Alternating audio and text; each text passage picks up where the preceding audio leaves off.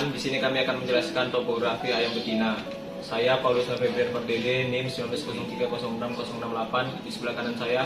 Ya, saya Daniel Saputra Sembiring, NIM saya 19030697. Saya dari BTSA.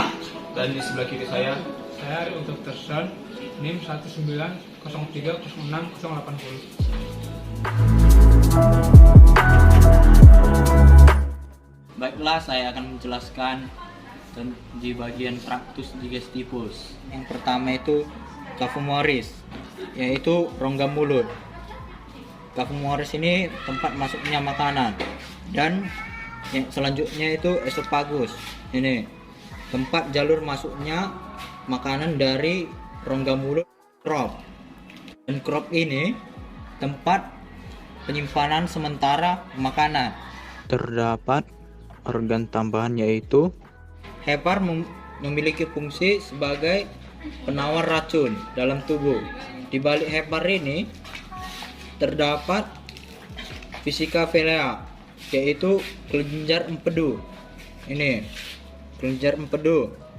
Dan selanjutnya limpa. Ini. Setelah dari crop, selanjutnya makanan masuk ke proventriculus yang berfungsi menyalurkan NaCl dan pepsinogen yang membantu mencampur makanan. Dan selanjutnya itu gizat. Gizat ini berfungsi untuk tempat penggilingan makanan. Dan di dalam gizat ini ada grips yang berfungsi untuk membantu proses pencernaan. Dan selanjutnya usus halus. Usus halus ini terbagi dari 3. Yang pertama itu duodenum. Duodenum ini di tengah-tengahnya ini terdapat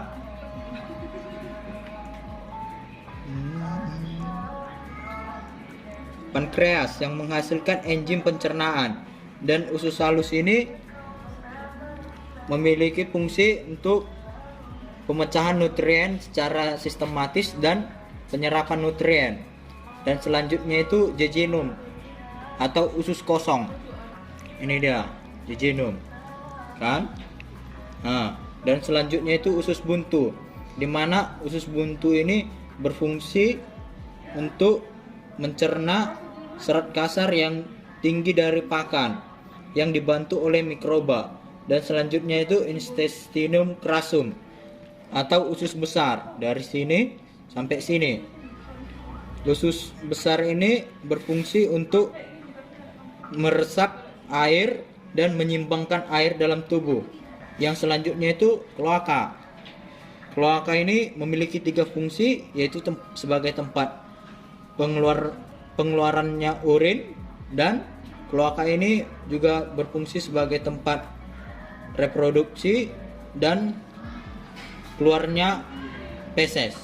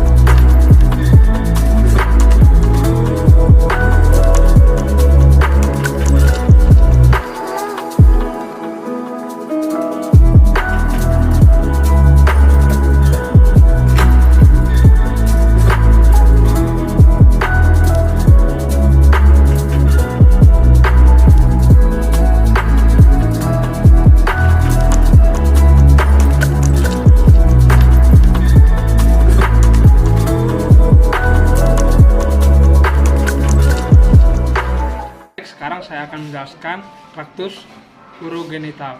Yang pertama dimulai dari ovarium yang berfungsi menghasilkan yolk. Kemudian dilanjut ke infundibulum. Infundibulum berfungsi untuk menangkap yolk. Setelah dari infundibulum masuk ke magnum. Di magnum terjadi sintesis albumen atau putih telur. Selanjutnya masuk ke ismus. Di ismus terjadi sintesis selaput kerabang atau membran kerabang. Setelah itu masuk ke uterus. Di uterus terjadi sintesis kerabang. Selanjutnya masuk ke vagina. Vagina berfungsi untuk tempat menyimpan telur dalam beberapa saat. Selanjutnya kloaka berfungsi untuk mengeluarkan telur.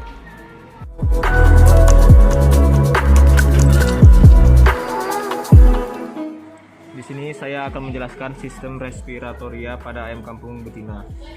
Yang pertama itu dimulai dari nasal atau hidung, lalu ke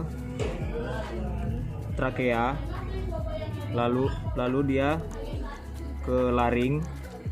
Setelah ke laring, dia akan masuk ke bronkus.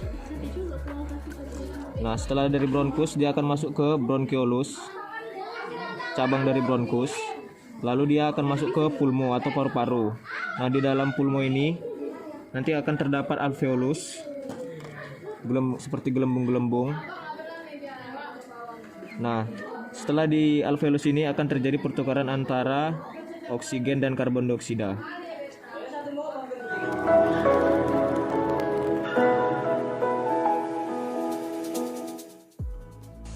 Baik, sekarang saya akan menunjukkan bagian dari traktus urinaria.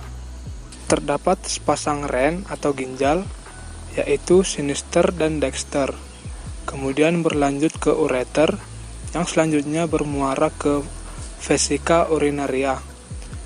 Kemudian berakhir di kloaka. Di sini saya akan menjelaskan sistem nervosom pada ayam betina.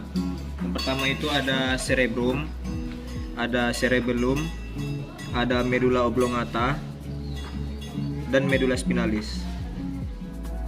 Demikianlah penjelasan kami tentang topografi ayam betina. Semoga ilmunya bermanfaat.